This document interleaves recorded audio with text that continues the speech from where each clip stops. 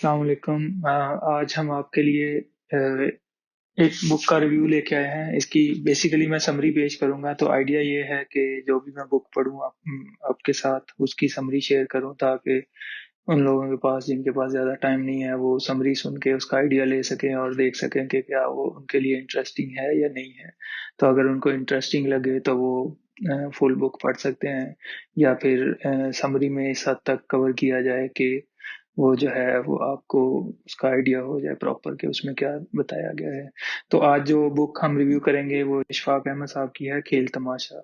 तो बेसिकली ये जो बुक है ये जिंदगी के उतार चढ़ाव और जिंदगी की मुख्तलिफ जो बंदे के साथ हादसा पेश आते हैं वो उनके बारे में है। बेसिकली ये जो बुक है ये तीन मुख्तलिफ किरदारों और इशफाक साहब की जिंदगी के गिर्द घूमती है। तो इशफाक साहब जो हैं वो जैसे जैसे उन लोगों से मिलते हैं और उनके साथ कैसे कैसे उनका इंटरेक्शन होता है और कहाँ से कहाँ जिंदगी ले जाती है उनको, और फिर जहाँ उन्होंने सोचा भी नहीं होता उधर वो उनको उनके साथ उनकी मुलाकात होती है। मंजर स्टार्ट होता है बुक का, जो इनका गांव होता है इंडिया में तख्तपुर, उधर के जो मेन चौक से स्टार्ट होता है। किसी आदमी को उधर लोगों ने पकड़ा होता है चोरी के इल्जाम में, तो उसको मार रहे होते हैं। तो ये लोग आगे होके देखते हैं तो पता चलता है कि उस बंदे ने किसी किताबों वाली दुकान से कुरान पाक चुराया होता है, जिसकी कुल कीमत 6 रुपए होती है।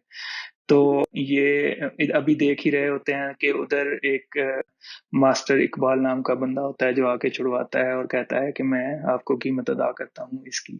तो उसके पास उसकी जेब से 5 रुपए निकलते हैं, तो वो 5 रुपए देता है और कहता है कि मैं 1 रुपया अपने घर जाके बेच देता हूँ। तो इशफाक साहब अपनी जेब में देखते हैं इनके पास 1 रुपया होता है।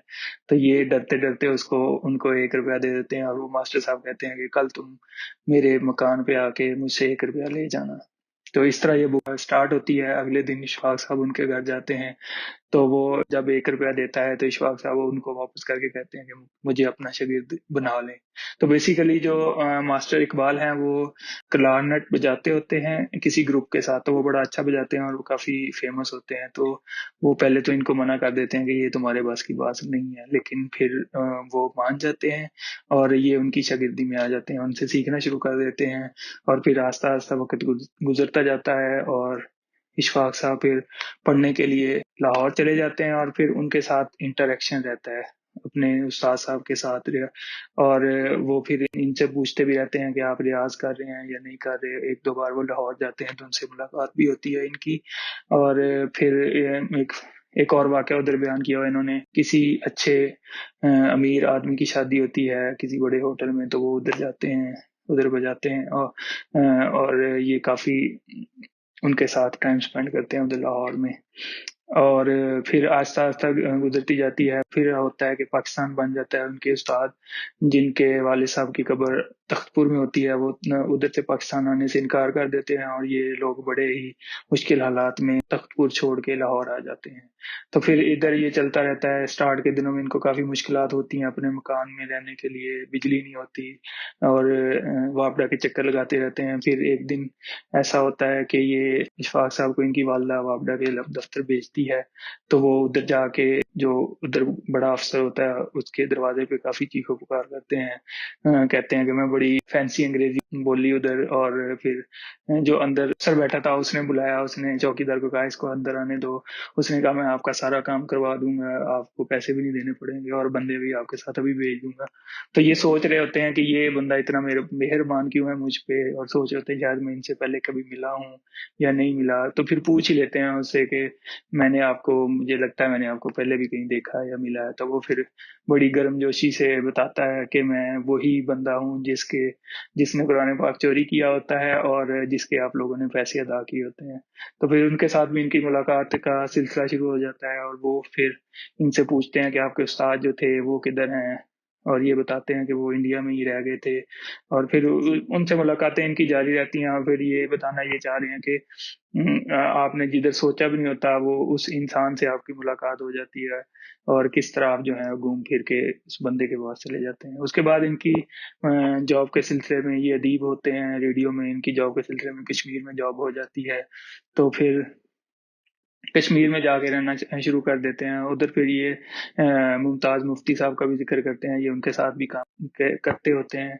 اور ادھر مجذوب آدمی ہوتا ہے, پہاڑوں پہ رہتا ہے, ہر کسی کو گالیاں دیتا ہے جو بھی ان کے پاس جاتا ہے. یہ ان کے پاس جاتے رہتے ہیں, وہ ان کو بھی اسٹارٹ میں گالیاں دیتا ہے. اس نے سنگلیاں پہنی ہوتی ہیں, اور خاص طور پہ جو بھائی کا رشتہ ہے اس کو بہت موٹی موٹی گالیاں دیتا ہے, اور ان کو بھی کہتا ہے کہ آپ کیوں میرے پاس آئے ہیں, بھاگ جائیں ادھر سے. اور یہ ایسا کافی ان کے ساتھ منحوس ہو جاتے ہیں اور ادھر جانا شروع کر دیتے ہیں. پھر پتہ چلتا ہے کہ وہ بندہ کہیں چلا گیا پہاڑوں میں, اور جو ہے نا وہ ادھر سے کہیں چلا گیا. پھر یہ ایک بار لاہور شاید پنڈی جا رہے ہوتے ہیں, رستے میں ان کی بس خراب ہوتی ہے تو ایک اسٹاپ پہ رکتے ہیں. ادھر پھر ان کو ایک بندہ ملتا ہے جس نے داڑھی رکھی ہوتی ہے, اور بڑا گرم جوشی سے ان کو ملتا ہے, اور یہ سوچتے ہیں یہ بندہ کون ہے. تو پھر وہ بتاتا ہے کہ میں وہی سنگل شاہ ہوں جو آپ کو کشمیر کی پہاڑیوں میں ملتا تھا, جو ہر کسی کو گالیاں دیتا ہوتا تھا. بڑے حیران ہوتے ہیں, پھر ان کے ساتھ گپ شپ لگتی ہے, اور وہ بتاتے ہیں کہ میں ادھر گجرات میں کچہری میں جو ہے نا وہ چٹھیاں لکھتا ہوں, ادھر کام کرتا ہوں.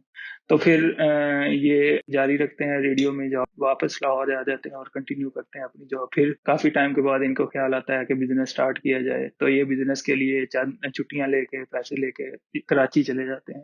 اور ادھر جو سب سے بڑی بلڈنگ مشہور ہوتی ہے کہ ادھر ہر قسم کا بزنس ہوتا ہے, ادھر جا کے ایک فلور پہ ایسے ہی چلے جاتے ہیں. تو ادھر دوبارہ ایک بندے سے ملتے ہیں جو ان کو جانا پہچانا لگ رہا ہوتا ہے, لیکن ان کو یاد نہیں پڑ رہا ہوتا کہ یہ کون ہے. تو وہ پھر ادھر ان سے پوچھتے ہیں کہ آپ کون ہیں, میں نے آپ کو پہلے کہیں دیکھا ہے. تو وہ بتاتا ہے کہ میں وہی سنگل شاہ ہوں جس کو آپ ملتے ہیں, الیاس ان کا نام ہوتا ہے. تو کہتا ہے میں الیاس ہی ہوں اور میں نے بزنس سٹارٹ کر دیا ادھر سے. پھر ان سے پوچھتا ہے کہ آپ نے کیسے بزنس سٹارٹ کیا, اتنے پیسے کہاں ہیں, آپ تو ایک معمولی جاب کرتے تھے. وہ بتاتے ہیں کہ میں جی ٹی روڈ پہ جا رہا تھا, ایک گاڑی کا ایکسیڈنٹ ہوتا ہے, تو اس گاڑی سے بندے کو نکال کے میں اس کو فرسٹ ایڈ دیتا ہوں, تو لیکن وہ اس کی ڈیتھ ہو جاتی ہے. تو اس کی جیب میں 20,000 روپے ہوتے ہیں, وہ میں لے کے کراچی آ گیا, اور پھر میں نے ادھر سے بزنس سٹارٹ کر دیا.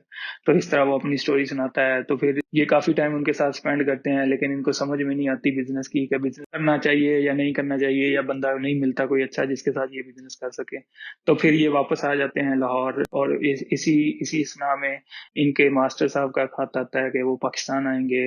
بلکہ اس سے پہلے وہ ان سے کافی خط و کتابت کرتے رہتے ہیں, اور ان کو پتہ چلتا ہے کہ انہوں نے اپنا مذہب چینج کر لیا ہے, وہ مسلمان سے سکھ ہو گئے ہیں. تو ان کا بھی نام اقبال سنگھ ہے. تو وہ کافی جو ہیں وہ گیانی بن گئے ہیں سکھوں کے مذہب کے. اور وہ پھر ان کو کافی دکھ ہوتا ہے سن کے ان کے تبدیلی مذہب کا, لیکن یہ ان سے اظہار نہیں کرتے. ان کو خط میں یہ نہیں کہتے کہ مجھے دکھ ہوا یا افسوس ہوا. تو باتوں کا سلسلہ جاری رہتا ہے ان کے ساتھ. تو پھر وہ بتاتے ہیں کہ میں پاکستان آ رہا ہوں, کسی بڑے تہوار پہ لاہور آؤں گا اور آپ سے ملوں گا. وہ آتے ہیں لاہور, کافی ان کا استقبال کرتے ہیں, ان کے ساتھ رہتے ہیں, ان کو اپنے گھر بھی لے کے آتے ہیں, اور رات بھی ان کے پاس رکتے ہیں. پھر اگلے دن ان لوگوں نے حسن ابدال جانا ہوتا ہے اپنے اسی سلسلے میں, کسی تہوار کے سلسلے میں. تو یہ ان کو اپنے ساتھ, ان کی بس کی بجائے اپنے ساتھ گاڑی میں لے کے جاتے ہیں حسن ابدال.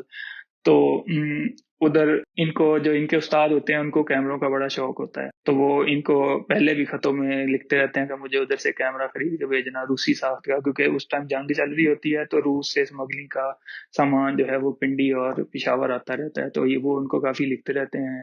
اور انہوں نے ایک کیمرہ خریدا بھی ہوتا ہے لیکن وہ چوری ہو جاتا ہے, اس کی بھی بڑی فنی سٹوری انہوں نے بک میں مینشن کی ہوئی ہے. پھر یہ اٹلی بھی 2 سال رہ کے آتے ہیں, اس کا بھی انہوں نے ذکر کیا. ادھر بھی ان کو ایک سکھ جوڑا ملتا ہے, ان کے ساتھ بھی ان کی کافی گپ شپ ہوتی ہے, دوستی ہوتی ہے, اس کا بھی انہوں نے ذکر کیا ہوا ہے اپنی کتاب میں. اور پھر ان کے استاد جب لاہور آتے ہیں, اور لاہور سے یہ اپنے استاد کو حسن ابدال لے کے جاتے ہیں ان کے کسی تہوار کے اوپر. تو ادھر جا کے ان کے استاد کہتے ہیں کہ آپ واپس چلے جائیں, میں ادھر خود ہی کل اپنی بس کے دوسرے سکھوں کے ساتھ واپس آ جاؤں گا. تو یہ ادھر ابھی چل ہی رہا ہوتا ہے کہ یہ کہ ان کو 3 نوجوان ملتے ہیں جو کہ پٹھان ہوتے ہیں, ان کی باتیں سن رہے ہوتے ہیں. ان کو کہتے ہیں کہ آپ کو ہم پشاور سے کیمرہ لا دیتے ہیں, آپ ہمیں اتنے پیسے دیں. لیکن ان کے استاد کہتے ہیں نہیں, مجھے ضرورت نہیں ہے, رہنے دو, کچھ نہیں ہوتا, ایسے ہی میں چلا جاؤں گا. یہ کافی زور دیتے ہیں, لیکن وہ ان کو حکم دیتے ہیں کہ آپ لاہور واپس چلے جائیں اور میں واپس آ جاؤں گا خود ہی. خیر وہ یہ واپس آ جاتے ہیں, اور وہ ان کے جو استاد ہوتے ہیں اقبال سنگھ,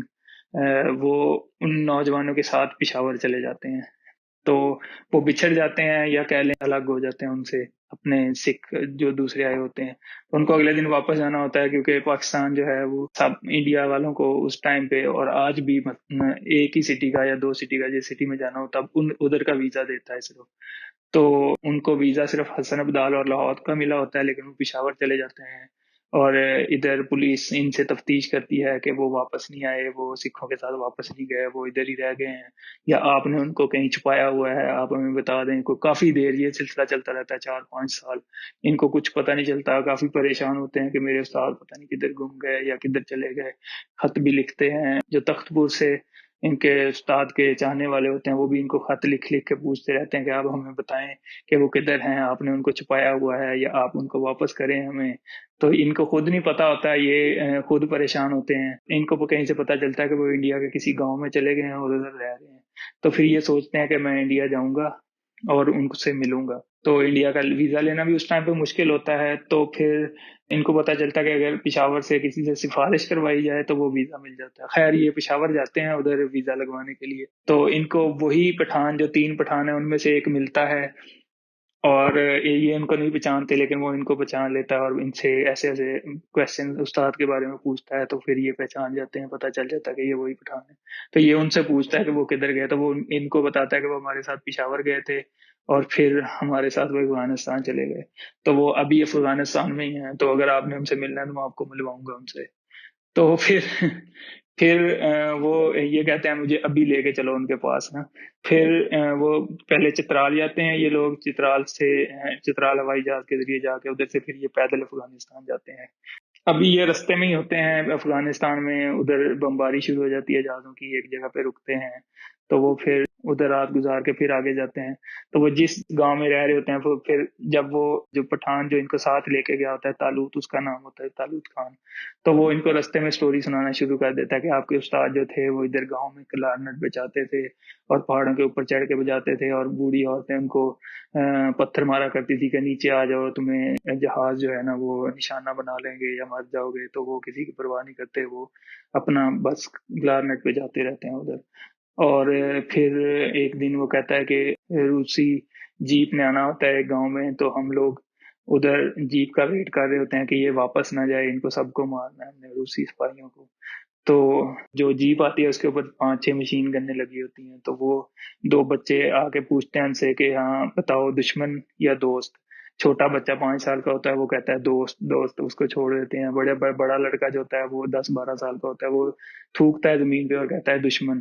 تو اس کو پکڑ لیتے ہیں، اس کو مارتے ہیں. پھر ایک سپاہی اس کو درخت کے پاس لے جا کے اس کی کان میں کیل ٹھونکتا ہے. تو پھر یہ لوگ انہوں نے یہ جو پٹھان جو ان کو ساتھ لے کے گیا ہوتا ہے، یہ ان لوگوں نے اس جیپ پہ حملہ کرنا ہوتا ہے. تو 5 لوگ ہوتے ہیں، 4 مارے جاتے ہیں اور ان روسی سپاہیوں میں سے دو کو یا ایک کو مارتے ہیں وہ لوگ. اور خیر وہ ابھی یہ چل ہی رہا ہوتا ہے کہ ادھر سے اس ٹائم پہ جو کہ یہ اب پاسٹ کا اس کو سنا رہے ہیں، کہانی سنا رہے ہیں اشفاق صاحب کو، کہ اقبال صاحب یا ان کے جو استاد ہوتے ہیں وہ اقبال والی، وہ آتے ہیں اور ان کی کلیشن کو چھین کے ان کے اوپر فائرنگ کرتے ہیں فوجیوں کے اوپر اور ان کو مار دیتے ہیں. پھر ان کا جو فوجی ہے وہ ان پہ فائرنگ کر کے ان کو مار دیتا ہے یا شہید کر دیتا ہے. تو یہ پاسٹ کی سٹوری ہے. مطلب وہ اس کو ادھر جا کے اشفاق صاحب کو بتاتے ہیں کہ وہ تو شہید ہو گئے ہیں، اور وہ پھر ان کو اس کی قبر پہ لے کے جاتے ہیں ماسٹر صاحب کی. اور پھر یہ بڑے ادھر غمگین ہوتے ہیں اور وہ ان کو بتاتے ہیں کہ حالانکہ وہ سکھ تھے لیکن پھر بھی ہم نے ان کو دفن کر دیا، اور ان کا کلارنٹ تھا وہ بھی اس کے اندر ہی ہم نے دفن کر دیا. اور ادھر یہ سٹوری بالکل ختم ہو جاتی ہے. تو بیچ میں ایک چیز میں مس کر گیا، وہ یہ تھی کہ جو کراچی میں اور کشمیر میں ان کو الیاس صاحب ملے ہوتے ہیں، ان کی فوت ہونے کا یا ان کے مرنے کا ان کو خبر سے اخبار سے پتہ چلتا ہے کہ ایک گاڑی کو جی ٹی روڈ پہ ملتان جاتے ہوئے آگ لگ جاتی ہے. تو وہ جو سیٹ ہوتا ہے وہ گاڑی سے نکل کے ان کو بچانے کی کوشش کرتا ہے، ہینڈل گرم ہوتا ہے وہ اس سے نہیں کھلتا. تو وہ اس کھولنے کے دوران ہی دوسری سائڈ سے جا کھولنے کی کوشش کرتا ہے اور ساتھ چمٹ جاتا ہے، اور اس سے دوسری سائڈ والا دروازہ کھل جاتا ہے. وہ جو پیسنجر ہیں وہ باہر نکل جاتے ہیں اور وہ خود اس کے ساتھ چمٹ جاتا ہے اور اس کو آگ لگ جاتی ہے اور اس طرح مر جاتا ہے. اور انہوں نے یہ بتایا کہ مطلب اتنا بڑا انسان کدھر سے کشمیر سے آیا، پھر گجرات میں رہا، پھر کراچی میں اتنا بڑا بزنس کیا، امپورٹ ایکسپورٹ کا بزنس کیا، اور اس کی اگر موت آئی تو وہ کس جگہ پہ اور کیسے، اور جن لوگوں نے مرنا تھا جو گاڑی کے اندر تھے وہ بچ جاتے ہیں، جو باہر تھا جو اپنی مہنگی گاڑی میں جا رہا تھا وہ کیسے موت کے منہ میں چلا جاتا ہے۔ تو یہ سٹوری تو خیر بیچ میں ایک جگہ پہ بتائی ہے جدھر ان کے استاد لاہور آتے ہیں، اور پھر جو اینڈ ہوتا ہے وہ ادھر ہی افغانستان میں، جب یہ ان کی قبر پہ جاتے ہیں اور بڑے دکھی ہوتے ہیں، ادھر جا کے یہ اینڈ کرتے ہیں۔ اور بڑی اچھی بک ہے، میں آپ لوگوں کو لازمی ریکمینڈ کروں گا کہ آپ پڑھیں، اور اس میں بہت ساری اور بھی انفارمیشن اور معلومات ہیں۔ شکریہ۔